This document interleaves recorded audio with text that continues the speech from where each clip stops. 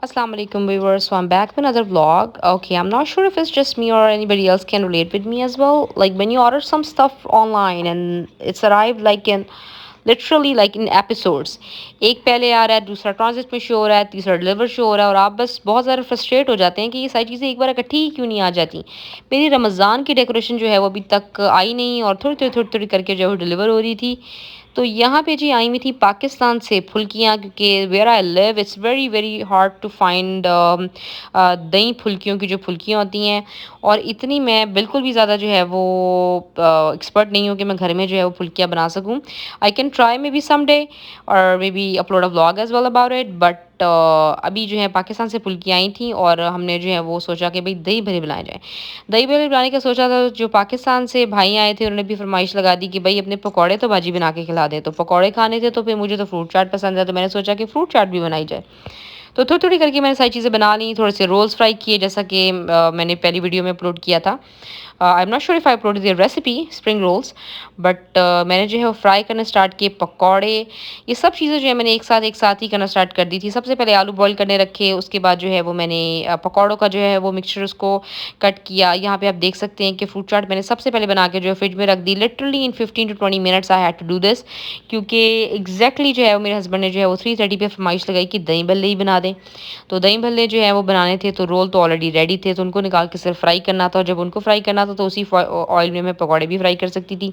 सो यहाँ पे मैंने बनाई जी रूह अफ़ज़ा और इस तरह से जो है वो रेसिपी जो है वो दही भल्लों की मुझे बिल्कुल भी सही से नहीं आती थी। तो मैंने यूट्यूब पे बहुत सी रेसिपी है बट इतना टाइम नहीं था कि मैं यूट्यूब पे जाके जो है वो रेसिपी देखूँ। तो मैंने कॉल की अपनी मम्मा को सबसे पहले, थोड़ी-सी रेसिपी मैंने उनसे पूछी एंड देन कॉल की मैंने अपनी मदर इन लॉ को और थोड़ी-सी रेसिपी मैंने उनसे पूछी और उन दोनों की रेसिपी का मैंने एक बड़ा ही नाइस सा कम्बो करके बना दिया जी दही भल्ले। अभी खाने वालों को ही पता होगा कि कैसी बनी थी पर मुझे तो बहुत पसंद आया। यहाँ पे मैं ऐड कर रही हूँ अपनी चटनी जो मैंने उस दिन बनाई थी आलू बुखारे की, आई एम सॉरी, खजूर की और इमली की। और इस तरह से जी बड़ी एक छोटी-सी जो है वो प्रिसाइज़ सी जो है वो अफ्तारी रेडी थी और हमने बहुत एन्जॉय किया। अफ्तारी तो सिर्फ एक बहाना थी बेसिकली में मुझे तो सुननी थी सारी वो बातें अपने छोटे भाई से जो आया था पाकिस्तान से। तो मैंने उसको बोला कि डे 1 से हो जो स्टार्ट और मुझे एंड डे तक बताओ कि तुमने किस तरह से किया पाकिस्तान को एंजॉय। तो बस उसने मुझे बताया सब कुछ लैंड होने के बाद और टेक ऑफ से पहले की स्टोरी, कैसे उसने पसंद को एंजॉय किया पाकिस्तान में, खाने, वेदर, सब कुछ। अच्छा, जिसके बाद मैंने धोए सारे बर्तन और उसके बाद मैंने बनाई चाय। I literally felt like packing for Pakistan after having this tea, but this wasn't possible. So, यहाँ पे here I was making tea, but I was constantly thinking about one thing, that what is that makes a country your homeland? It's actually your childhood, like where you spent your childhood, where you have most of your memories and the special moments that you crave on for the whole lifetime long.